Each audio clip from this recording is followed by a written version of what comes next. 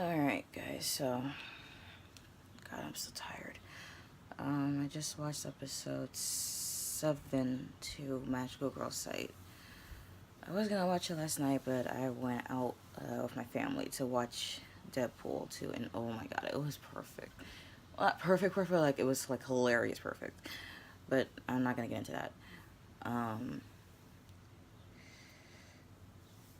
so things it's not exactly hard to say how things will turn out now, given how this episode was, but it's definitely gonna get probably like a lot darker from here.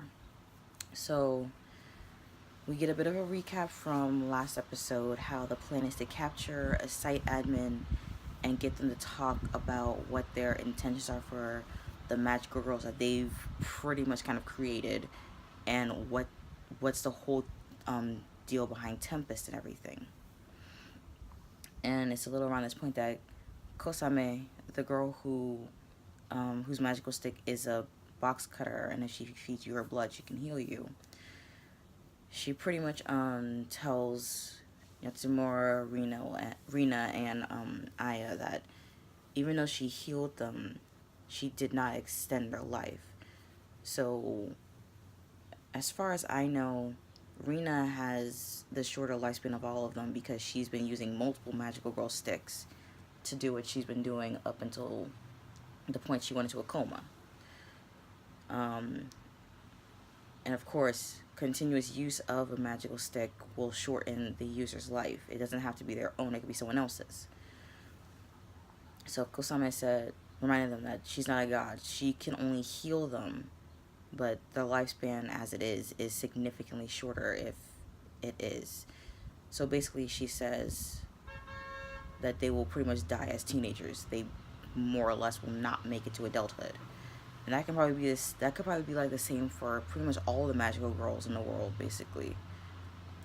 Or if not the whole world, then maybe just Japan. Like, they could be thinking that it's the coolest thing in the world to have a magical stick, but significantly they are killing off themselves.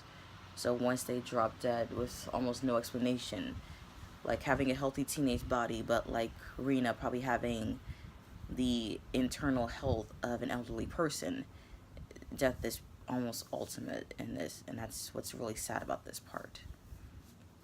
Because I'm guessing Aya had plans, probably suffered through high school, hopefully have good enough grades to get into a college where she can probably go far away from her brother, or hopefully when he graduates high school he goes off to a college that's far away, but that's like highly unlikely while his sister is still captured at home, really, for him to just torture all the time. So my thoughts were, if Aya could grow up and go to college, I guess, she would probably choose to go to a college far away so that she doesn't have to be at home all that much anymore. But that's besides the point. Kosame also tells them that she has other friends who are a part of the cause that basically is for trying to stop Tempest and everything.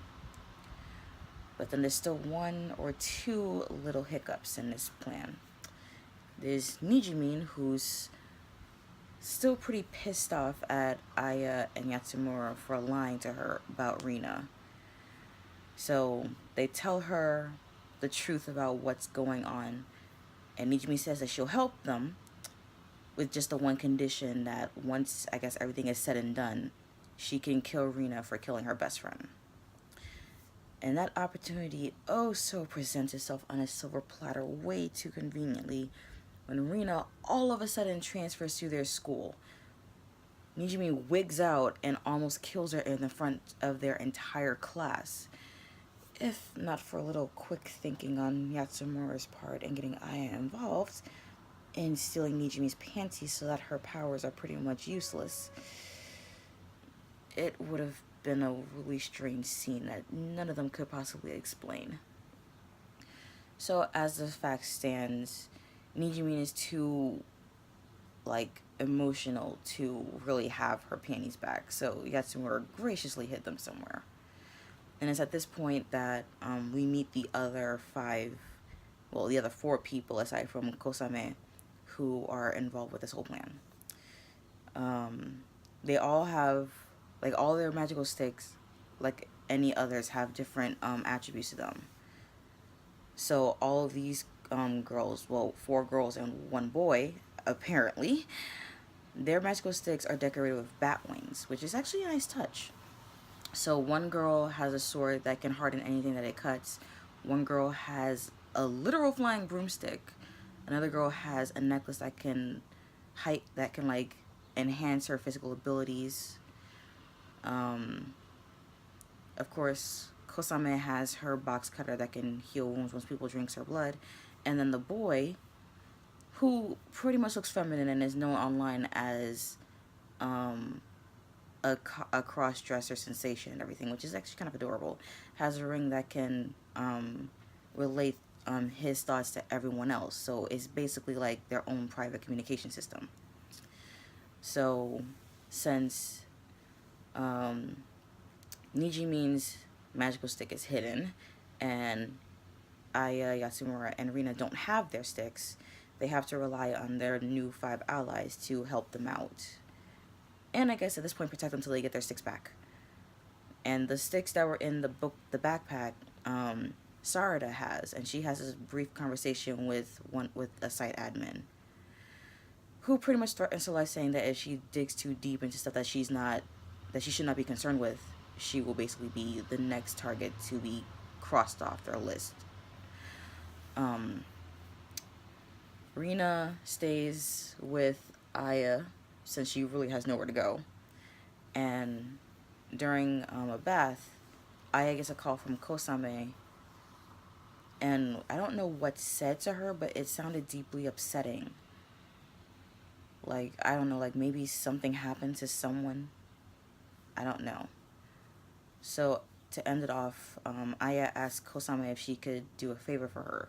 So I guess in the next episode we'll hear probably what was said during the phone call and see probably what that favor is. But as it stands now, it's actually interesting to see other magical girls from a different site that have relatively standard but also pretty amazing abilities. It's like, well, it's like almost any show you come across with certain fantasy aspects or whatever. There's some kind of magical power that someone has, or magical powers that someone has.